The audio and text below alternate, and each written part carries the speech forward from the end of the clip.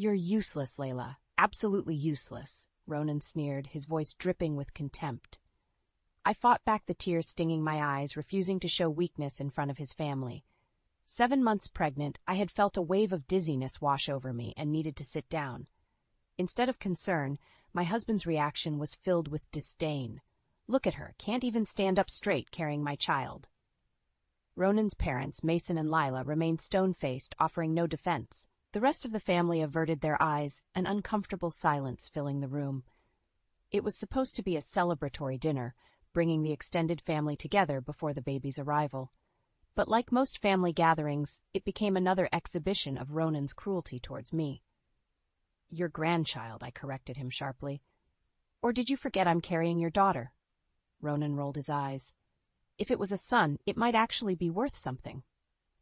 Gasps rippled through the room, but Ronan seemed unfazed by his callous remark. I felt a sharp kick from my unborn daughter, as if she could sense her father's indifference. Mustering all my strength, I rose to my feet, steadying myself against the table. How dare you diminish the value of your own child before she's even born? Ronan barked out a laugh. Value? You've contributed nothing of value, Layla. I'm the one who built this family, this company. What have you done besides be a dead weight? His words cut deep, dredging up years of belittling comments and demeaning behavior I had endured. But this time felt different. A line had been crossed. As I looked around at his family's impassive faces, I realized they didn't see me as one of their own, just a vessel for Ronan's heir, at least until he decided I had outlived my use. That's when I caught Sienna's eye from across the room. My sister-in-law offered a subtle nod of solidarity, the hint of a defiant smirk playing across her lips. In that moment, I knew she recognized Ronan's manipulation for what it was, toxic and abusive. You're right, Ronan, I said steadily. I haven't contributed anything of value. I paused, letting the weight of my next words sink in. Not to you, at least. His brow furrowed in confusion as I turned my focus to the rest of the family. But this child, this daughter you've already dismissed, she is valuable. She's my future, a future free from any of you. The room fell into an uneasy hush as I mustered every ounce of conviction. I'm done being treated as worthless. My daughter and I deserve better. With that, I strode out of the room, the dull roar of Ronan's objections fading behind me. A weight had lifted, and for the first time in a long while, I felt in control of my own destiny. The path ahead was uncertain, but no longer would I accept being diminished and devalued. After years of allowing Ronan's toxic presence to define me, I was finally ready to redefine myself and show my daughter what it truly means to be a woman of strength. No more complacency or fear, only determination to rise above. In the days following that fateful dinner, I found myself questioning everything about my marriage to Ronan. His callous disregard for our unborn daughter laid bare the true depths of his cruelty and lack of empathy. This man, who was supposed to be my partner for life, had reduced me to little more than an object, a disposable vessel for producing his heir. But I was done being disposed of. That night, after leaving his vitriolic family behind, I had marched straight to the home office and began digging into our finances. What I uncovered shook me to my core. Evidence of Ronan's rampant financial mismanagement and deceit that spanned years. Hidden offshore accounts, falsified business records, illegal money trails, all carefully obscured. "You lying snake," I muttered, poring over the damning documents. Just then I heard the telltale click of his study door opening. Well, look who's still awake burning the midnight oil. Ronan sauntered in, arf thinly veiled derision lacing his words. I figured you'd be too busy wallowing after your little tantrum the other night. My hands trembled with rage, clutching the financial records like a shield. You're one to talk about tantrums. Your own toddler outbursts have funded this. I shoved the documents towards him. Care to explain all this, dear husband? Ronan's eyes widened as he flipped through the incriminating pages. For a split second, panic flashed across his face before his expression contorted into one of snide amusement. Finally did some digging, did you? He chuckled darkly. I'll give you this much. You're not as big of an idiot as I thought. Don't play dumb with me, I spat. I know about the money laundering, the shady business deals, all of it. You've been lying to me from the start. Ronan simply shrugged, unperturbed. So, Those were necessary evils to get to where I am now. All you had to do was play the role of the devoted little wife. But you always did have trouble following directions. His brazen admission, devoid of any morsel of guilt or shame, was like a viper's strike to my heart. How could I have been so blind, so utterly naive to the depths of Ronan's moral depravity? You selfish, heartless bastard, I seethed, fists clenched. Did you ever love me at all? Or was I always just a means to an end in your grand game of lies and deceit? A cruel smirk played across his thin lips. Now you're catching on, but you're giving yourself too much credit, pet. You were a convenient accessory, a pretty ornament to adorn my winning success story. Nothing more. White-hot anger flooded my veins as the weight of his treachery washed over me in waves. This man didn't deserve an ounce of my loyalty or affection, not after everything he'd done, all the ways he'd betrayed and belittled me. And in that moment, I made a vow to myself and to my unborn daughter. I would bring this whole rotten edifice crashing down around him. Ronan wanted to see me as worthless, as nothing more than a means to an end. Fine, I would show him just how ruinous being underestimated could be. Rising to my feet, I met his cold stare with white-hot defiance blazing in my eyes. You're going to regret the day you ever crossed me, Ronan. I waved the documents with contempt. All of this is going to be your undoing. No more hiding, no more lies. I'm going to make sure everyone sees you for the soulless snake that you truly are. Ronan let out a contemptuous bark of laughter, seemingly unfazed by my declaration of war. But I could see the slightest flicker of uncertainty in those beady eyes of his. Good, the first embers of fear had been stoked. My path was now clear. It was time to rally my forces, gather my allies, and enact the grand unraveling of Ronan Jacob's carefully cultivated lies. The reversal of his ill-gotten fortunes was going to be deliciously karmic, and I would be the orchestrator of his downfall, just as he had been the architect of my dehumanization. The great game of revenge was only just beginning. In the aftermath of my explosive confrontation with Ronan, I found myself at a crossroads. His web of deceit surrounding the family business was so intricately spun, taking him down would require more than just my resolve. I needed an inside source, an ally with intimate knowledge to counteract his uncle's shadowy machinations. That's when Sienna entered the picture.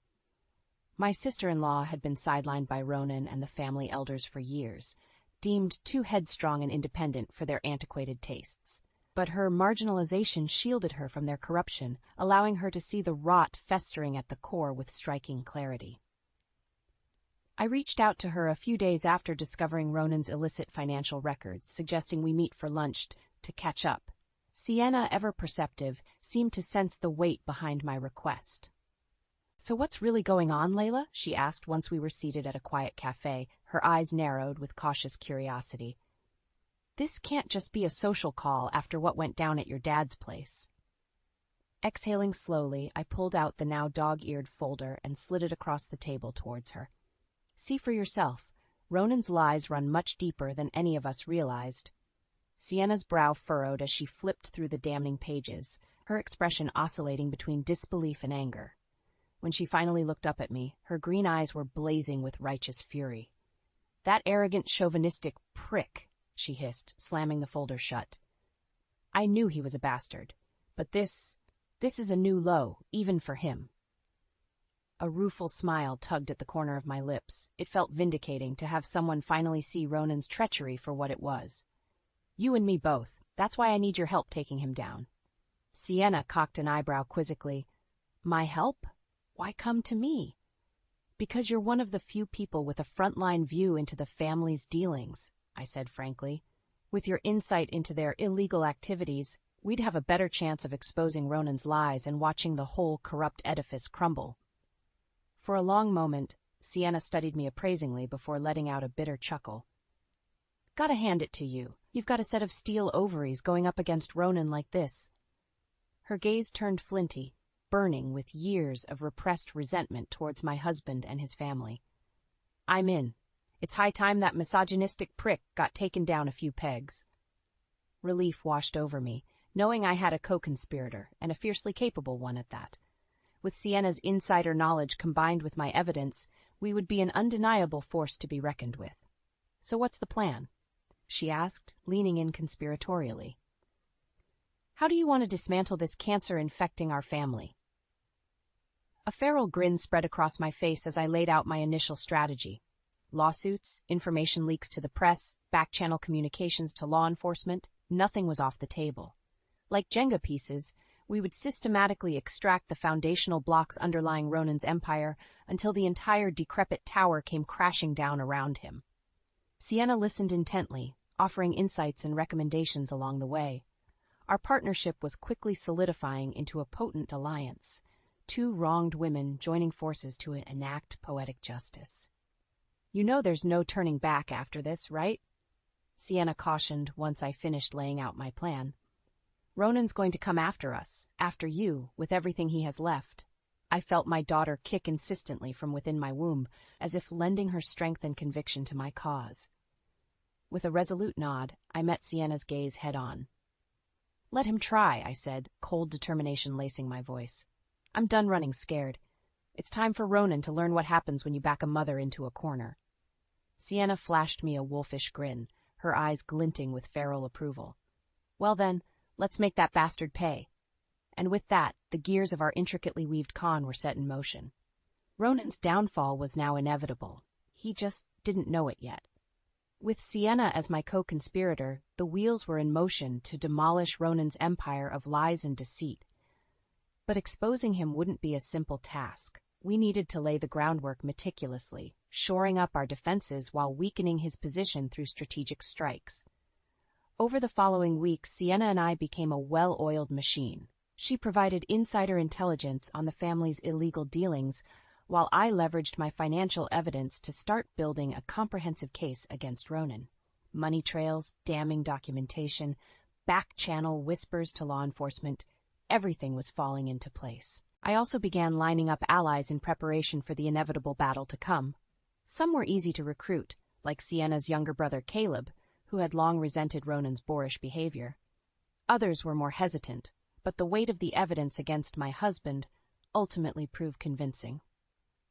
This is some heavy stuff, Lay, Jen, my best friend since childhood, muttered as she pored over the paper trail detailing Ronan's fraud. You know he's going to fight this tooth and nail, right? That's the plan, I replied grimly. He's going to realize just how big of a mistake it was underestimating what a woman's scorn can accomplish. Jen shook her head in disbelief. I knew that asshole was a piece of work, but money laundering? Illegal business dealings? Jesus. Her gaze turned serious as she looked up at me. You sure you're ready for the fallout that comes with taking him down like this? He could try to take everything. Your money, the baby. My hand instinctively went to my swollen belly as I felt my daughter shift inside me. That was the entire crux of this mission, wasn't it? To ensure she would never have to suffer the same toxic mistreatment I had endured. To build her a life free of Ronan's poisonous influence. He doesn't get to decide what's best for my child, not anymore, I said firmly. If he wants a war, he's going to get one, and I don't intend to lose. Jen studied me appraisingly for a long moment before giving a resolute nod. Then you've got my full support. Let's take that bastard down. With more allies rallying to the cause, our efforts started bearing fruit. A scathing expose in the local paper cast scrutiny on Ronan's business affairs. Anonymous tips triggered preliminary IRS and SEC investigations. I could sense the walls closing in around him, his confidence gradually fracturing. It all came to a head one evening when Ronan stormed into the house, his face contorted into a mask of frothing rage. You just couldn't leave well enough alone, could you? He snarled, violently slamming his briefcase onto the table. You had to go and poke your nose where it didn't belong. I stared at him impassively, cradling my pregnant belly. That's rich, coming from you. I'm simply bringing your shady dealings into the light. You conniving little bitch! Ronan's sudden roar made me flinch. You think you've won? That you can take everything I've built and destroy it on a whim? He closed the distance between us, his meaty hand gripping my arm in a vice-like grip. I'll bury you before you can take one more step, do you hear me? This family, this life, it's all mine. You're nothing. His spittle flew in my face as I met his crazed stare with steely defiance. We'll see about that. With a disgusted grunt, Ronan shoved me away and stormed out, leaving me to rub the spot where his fingers had dug into my flesh. I felt my daughter kick anxiously, as if she could sense the tension and rage radiating off her father. "Don't worry, sweetie," I murmured, gently rubbing my belly to soothe her. "That's the last time he'll ever get to hurt us." The game was afoot, the battle lines clearly drawn. There would be no turning back now. Ronan's ignorant arrogance had opened the door for his downfall. Soon, very soon, everything he'd schemed and clawed for would be ashes at his feet. And from those ashes, I would rise, his conquering phoenix, mercilessly guiding the path of his self-immolation. Despite Ronan's blustering threats, Sienna and I refused to let up the pressure. With our meticulous groundwork laid over the past weeks, all we needed was the right catalyst to detonate the explosive truth and bring the full force of our retaliation crashing down. That spark arrived in the most unlikely of places, a goddamn family event, of all things. It was one of those obnoxious high society galas the Jacobs clan used for thinly veiled vanity showcasing. A garish display of old money and entitlement under the guise of charity that made my skin crawl. Ronan, desperate to maintain appearances, had all but demanded my attendance, claiming it would soften the growing PR onslaught against him. So there I was, 7.5 months pregnant, squeezed into an uncomfortably tight dress and trotted out like some grotesque show pony, but to help resuscitate my husband's wilting image. The hypocrisy was galling, but I played along, for now. The night itself was a sordid parade of self-congratulatory speeches and pathetic social climbing, exactly as I'd expected. I found myself growing increasingly lightheaded and nauseous, thanks to a combination of my condition and the sickeningly opulent atmosphere.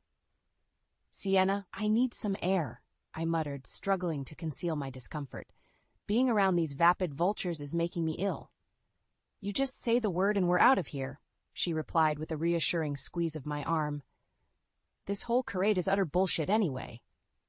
Nodding gratefully, I excused myself from the overcrowded ballroom and made my way towards the balcony doors, each step feeling heavier than the last. I was nearly there when a grimy hand clamped around my elbow, whipping me around forcefully. "Just where do you think you're going?" Ronan sneered, his tuxedo hanging open sloppily and his breath reeking of whiskey. "Your little disappearing act is going to make us look bad." I wrenched my arm free from his grasp, defiant anger flaring. "Us? Don't flatter yourself, Ronan. You're the only one with an image to protect here, and at great cost, it seems." He threw his head back with a contemptuous bark of laughter. "Oh, spare me the self-righteous melodrama, would you? I'm doing what's necessary to maintain the family legacy." "Your legacy is mired in lies and illegal money, you degenerate." I shot back, fighting the wave of dizziness washing over me. "How many more laws do you plan to break, just to feather your filthy nest?" Ronan's face contorted in an ugly sneer. "Watch your tone when speaking to me, you ungrateful whore." The vile insult was cut off as a searing pain lanced through my abdomen, forcing me to double over with a strangled cry. Instantly, the room started spinning sickeningly as I clutched at my stomach. "Oh God, something's wrong." I whimpered through gritted teeth, panic seizing my chest. "The baby. I think she's coming." For one infinitesimal moment, Ronan's scowl slipped just enough for the briefest flicker of concern to register on his face. But it was quickly extinguished as his mask of disdain slammed back into place. "Of course you'd choose now for this pathetic drama queen act," he growled, making no move to help me. "Just another attention grab like always." I could scarcely believe his callous reaction through the haze of agony racking my body. "Ronan, please. I need help." From somewhere behind me, I heard Sienna's urgent voice calling my name as she rushed to my side. "Layla! Oh my God! What's going on?" Her eyes went wide with panic as she quickly assessed the situation. "We need to get you to a hospital now." Ronan simply stood back, arms folded across his chest, with a sneer of derision painted across his smug features. "Don't bother," he spat venomously. "She's clearly just trying to stir up another scene. Pathetic even for you, Layla." White-hot rage cut through the pain as Sienna helped me up, glaring daggers at my wretched husband. "You heard the lady. She needs medical attention, asshole!" she shouted, somehow managing to steady my trembling form. "Are you really that much of a bastard that you're going to let your own child suffer?" His only response was a disdainful curl of his lip and a dismissive wave of his hand. and in that moment, any lingering shred of affection or loyalty I might have harbored for Ronan Jacobs dissipated into the ether. Through the tumultuous storm of agony and mounting rage, one thought rang out with piercing clarity. This petty, narcissistic monster could no longer be allowed to slither through this life unchecked. Not after everything he'd done, every reprehensible betrayal and cruelty I had endured at his hands. As Sienna half-carried, half-dragged me out of that wretched gala, the air thick with horrified murmurs from onlookers, I knew with every fiber of my being that there would be no quarter given, no more playing by his rules, operating within his corrupt boundaries. From this night forward, the delicate campaign of attrition would give way to an all-out scorched earth offensive. Ronan's downfall was no longer a question of if, but when. And I would be the White Walkyrie leading the charge over the charred remains of his pathetic existence until only ash and ruin remained. After the disastrous gala where Ronan so callously disregarded my health and our unborn child's well-being, any pretense of civility between us disintegrated into acrid dust. With Sienna's help, I had been rushed to the hospital, the doctors just barely managing to halt my premature labor. But that horrific night proved to be the flashpoint, the spark that ignited the wildfire of our intricately laid revenge plot. While I recovered under Sienna's watchful care, she began systematically executing the final phases of our operation, unloading salvo after salvo of damning evidence, whistleblower accounts, and criminal documentation onto the appropriate channels. Authorities, journalists, corporate watchdogs, no stone was left unturned as she mercilessly exposed the staggering depths of Ronan's duplicity and criminality. The dominoes began falling rapidly after that, one by one, until an unstoppable chain reaction took hold. SEC investigations gave way to federal grand juries, which then triggered disastrous civil lawsuits and IRS tax fraud probes. What had once been a contained snuff operation ballooned into an all-consuming inferno that threatened to engulf Ronan's entire empire of lies. And at the center of that conflagration stood the man himself, eyes bulging with impotent rage as he watched everything he'd conned and swindled for decades up in acrimonious smoke. You meddlesome bitch, he roared, slamming his meaty fist onto the desk during one of his increasingly frequent tantrums. You've ruined everything. My life's work, our legacy. It's all ashes because of your insipid vendetta. I regarded him stoically from across the office, completely unmoved by his theatrics. You have no one to blame but yourself, Ronan. Your greed and hubris were your own undoing, not me. His beady eyes narrowed to slits as he rose from behind his desk on unsteady feet. Don't play innocent with me, Layla. I know you were behind this. All of this. He gestured wildly at the stacks of legal notices and indictments littering every surface, debris from the smoldering remains of his diseased empire. You and that venomous snake, Sienna.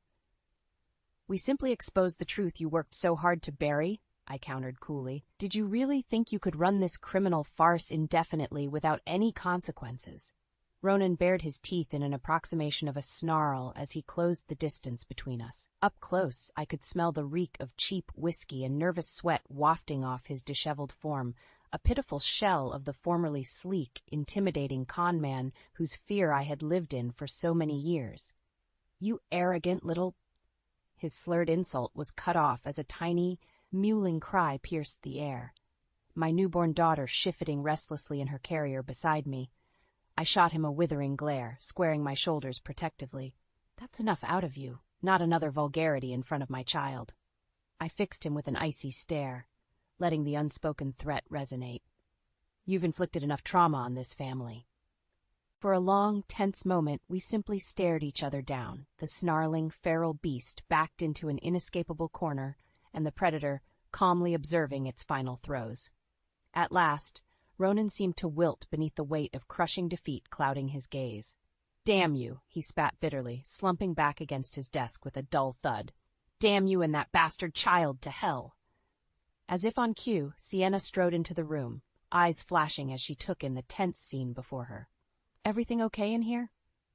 Shooting Ronan one final look of disgust, I turned to face my co-conspirator and gave a tight nod. Never better. Just tying up some loose ends with the soon-to-be former Mr. Jacobs. A wicked grin split Sienna's features as she regarded her disgraced cousin with undisguised glee. Well, don't let me interrupt the reckoning. By all means, allow me to join in verbally eviscerating the sniveling husk of this pathetic, arrogant worm. She leveled a mocking glare at Ronan. Go on, you gaping asshole. What other lies do you have left to try and peddle? Ronan simply glowered in impotent rage, clenching and unclenching his fists. The faintest mutters of denial and heated curses escaped his trembling lips, but it was obvious the fight had left him. His will, his decades-long charade of power and dominance, had finally been irrevocably shattered. Turning my back to his crumpled, mumbling form, I bent down to tenderly scoop up my slumbering infant daughter, cradling her against my chest as a fierce wave of protectiveness washed over me. She was my everything now, my sole purpose, and all that mattered in this miserable world. And in that moment, I silently swore to whatever higher power that may exist, that my precious girl would never have to endure the trauma of Ronan's toxicity or fall under the twisted clutches of his family legacy. The karma he had wrought through his lifetime of malice and depravity was his cross to bear, not hers. Come on, Sienna, let's go home. There's nothing left for us among the ashes of Ronan's ruin. I spared one last contemptuous glance over my shoulder at the wretched, sniveling husk that was once my husband. This one can stew in his self-made purgatory alone. With a curt nod, Sienna fell into step beside me as we strode from the smoldering ruins of Ronan's decrepit empire. Behind us, I could feel his seething gaze burning impotently into the back of my skull. But I didn't falter, didn't dare look back. There was nothing for me amid that scorched earth, only the bright future awaiting my daughter and I beyond the caustic smoke of karmic justice. In the aftermath of Ronan's spectacular downfall, the shockwaves rippled through every facet of our lives. The legal and financial fallout had left his family's empire in irreparable ruin. Corporate entities dissolved, assets seized, reputations permanently disgraced. And at the eye of this hurricane of destruction stood Ronan himself, a bitter, sneering shell temporarily insulated by the last vestiges of his ill-gotten wealth as he licked his wounds. But even that protection was a rapidly dwindling facade. The incoming crush of criminal charges and civil litigation saw to that. I lost count of the visits from court officers, federal agents, and process servers darkening my doorstep, each one armed with another ream of subpoenas and legal filings squarely aimed at dismantling what little remained of Ronan's crumbling facade. His standard modus operandi of dismissive sneers and hollow legal threats gave way to panicked outbursts, increasingly erratic behavior, and even interventions from law enforcement when his rage spiraled out of control. "This isn't over, Layla," he roared at me through a haze of spittle during one such unhinged meltdown, eyes wild like a cornered animal. "I'll bury you in litigation for the rest of your miserable life. You'll never be free of me." Staring impassively back at him through the doorway, I didn't so much as flinch as I cradled our infant daughter protectively against my chest. "Is that so?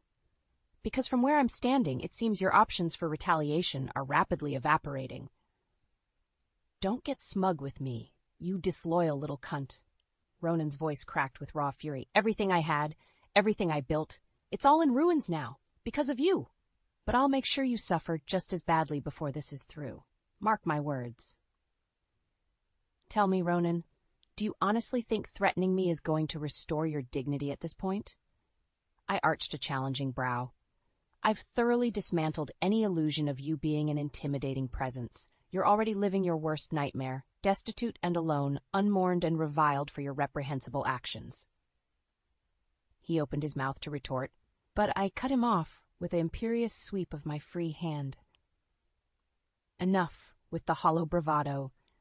We both know that deep down, you're nothing more than a coward and a charlatan whose house of cards has finally collapsed under its own weight." Pausing, I allowed the weight of my next words to resonate. "I'd tell you to give my regards to your cellmates, but something tells me they'll be able to smell the stench of your vileness a mile away." For a fleeting instant, something akin to naked fear flickered behind Ronan's eyes. But the split-second glimpse into what fragile sliver of humanity he had left was quickly snuffed out, his ferocious mask of feral defiance slamming back into place. "You'll get yours, Layla. One way or another, I'll make sure of that," he snarled. No bitch takes everything from Ronan Jacobs and gets away with it unscathed. Is that so? A wry smile tugged at the corners of my mouth. We'll see about that. With one last contemptuous glare, Ronan whirled on his heel and stormed off, the once imposing figure cutting an increasingly diminutive presence with each passing day. I watched him leave unflinchingly, the weight of victory granting me a tranquil resolve I had once struggled to find amid his toxic shadow. As the fury of his exit faded into stony silence, my daughter began fussing softly against my chest. Gently shushing her, I nuzzled her downy head and hummed a tender tune until her squirms subsided into peaceful slumber once more. In that simple, serene moment, my purpose and drive crystallized into an inviolable truth. Everything I had endured, every wound and sacrifice along this tumultuous path, had all been for her. To build a world where she would never know the corrosive touch of Ronan's cruelty or malignance. A world where her limitless potential and soaring spirit would be nurtured, not bound in chains. It was then that I made an irrevocable vow, one that would guide the next phase of mine and my daughter's shared journey towards healing and vindication. I'm going to make sure that he spends the rest of his empty days withering behind bars where he belongs, I murmured, pressing a gentle kiss to my little girl's head. And in doing so, I'll cleanse every last vestige of his poison from our lives. You'll never have to know the person I was before you came along, sweetie. For far too long, the scales had been tipped decisively in Ronan's favor, my light perpetually eclipsed by the suffocating gravity of his toxicity. But in dismantling his vile empire through ruthless, strategic strikes, the karmic rebalancing had begun. Now it was time to reject his cancerous influence entirely and reclaim my destiny as the self-actualized woman and mother I was always meant to become. No more entertaining his hollow legal threats or humoring his pathetic machinations from the sidelines. No more relics from the life he had claimed for me through subjugation and fear. It was time for Ronan Jacobs to at long last reap the full consequences of his cruelty and deception, without mercy or compromise. Only then could my new chapter truly begin, a tale authored by my own steadfast convictions, free from the shackles of his arrogance and malice. As the first rays of dawn crested over the horizon, my path forward was bathed in brilliant clarity. There would be no steering from this inexorable road, no wavering amid the scattered ashes of Ronan's shattered reality. The metamorphosis was complete. Like a phoenix born anew from the purifying annihilation of his transgressions, my wings were finally unfurled and poised to carry us both into a future of boundless possibility. And this time there was no force in existence that could extinguish the radiant flame of justice and redemption blazing before us. The days and weeks following Ronan's disgrace blurred together in a whirlwind of activity as I systematically extricated every remaining tentacle of his poisonous presence from our lives. The divorce proceedings were inevitably messy and drawn out, colored by one bad faith legal maneuver after another, as my now thoroughly disgraced ex-husband grasped at any remaining shred of leverage. But flanked by an impeccably prepared legal team and emboldened by Sienna's stalwart support, his pathetic delaying tactics proved futile. In the end, the courts had little sympathy to spare for a man whose reprehensible actions had been laid bare so publicly. Within 6 months, the divorce decree was ironclad. Full custody of our daughter, a sizable monetary settlement from what meager funds remained attachable after all the asset seizures, and every last thread connecting me to that rotting family legacy unceremoniously severed. I was finally free from the insidious manipulation, the demeaning insults and abuse, the generational cycle of toxicity Ronan had tried so desperately to entrench us both in. As the last mote of legal dust scattered, I felt an unbearable weight dissipate, replaced by an electrifying surge of possibility and newfound liberty. This life, this miraculous second chance, was ours and ours alone to author. No longer would I allow Ronan's cancerous presence to dictate the boundaries of our realm. With my meager savings and the settlement funds, I wasted no time leaving that wretched city in the rear view, desperate to put as many miles between us and those harrowing memories as possible. A quaint but comfortable home in the mountains was my chosen fresh start, a place to breathe and find tranquility among the hushed pines and crisp alpine air. Sienna came with me on that maiden voyage to my new sanctuary, helping me settle in and bearing witness to the dawning of this new reality we had fought so tenaciously to manifest. "Not bad for your stakes of the winnings, all things considered," she remarked with a roguish grin as we lounged on the cabin's spacious back patio, our contented niece gurgling happily in her arms. "Just a consolation prize, really," I replied with a dismissive wave of my hand, lazily sipping a glass of crisp white wine as I surveyed the breathtaking vista of evergreen trees rolling off into the distance. "The true bounty is the regained peace of mind, something money alone could never buy." Sienna shot me an appraising look, nodding slowly. "You've come a long way from that demure, broken-winged sparrow Ronan tried so hard to keep clipped all those years. Not sure I've ever seen a phoenix's ascension up close like this before." "Just be glad you were on my side of the bonfire when this whole warpath started," I chuckled ruefully, twisting in my seat to meet her gaze. "I shudder to think how ruthless the retribution would have been if you'd been added to the list of co-conspirators."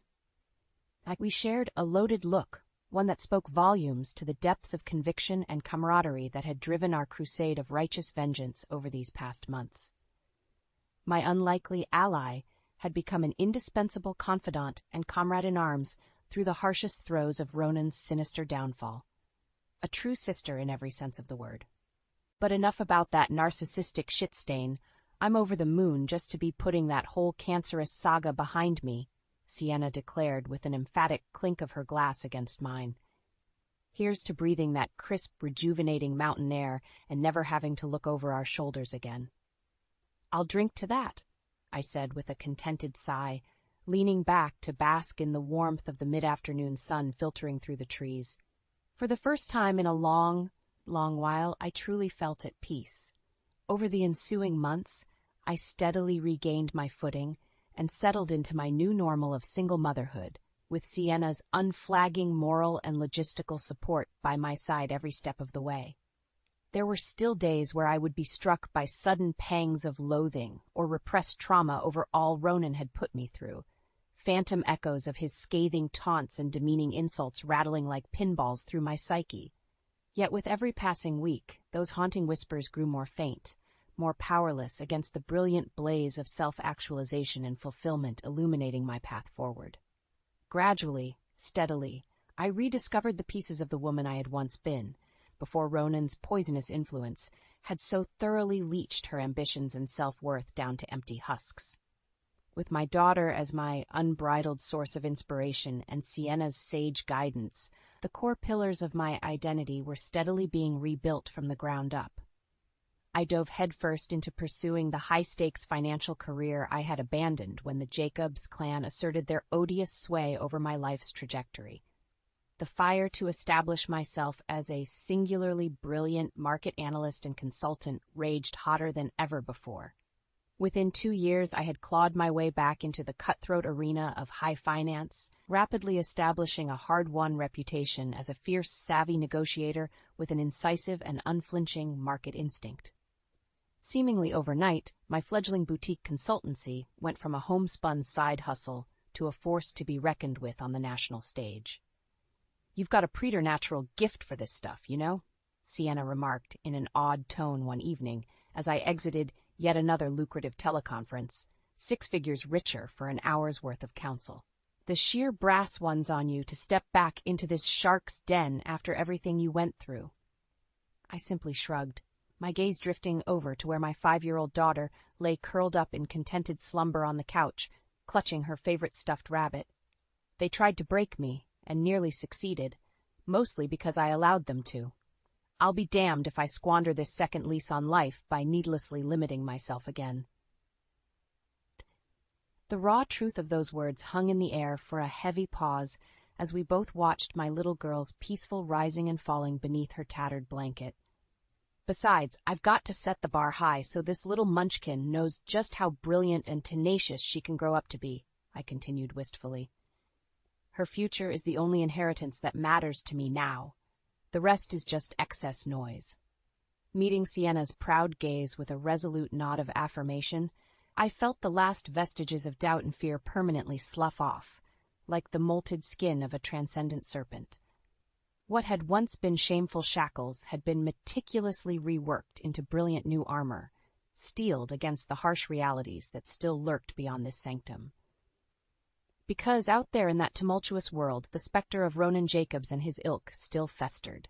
Venal, vicious aberrations perpetually locked in conflict with the strength and integrity I now embodied.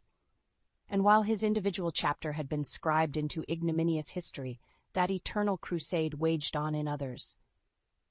But I was more than ready to face those battles anew with a cleansed spirit and crystalline clarity of purpose, to uplift and cultivate that divine spark of potential until it erupted into an all-consuming wildfire, burning away every last mote of indignity and fear. No more poisoned births or anguished gasps for air amid that choking miasma of societal toxicity. Only the radiant promise of new dawns, to be ushered in by champions of change and retribution, unshackled from the anchors of oppression. Because on that day, standing at the precipice of our boldly reclaimed destiny, I was no longer prey, just the merciless apex predator, continually reborn in a blaze of glory.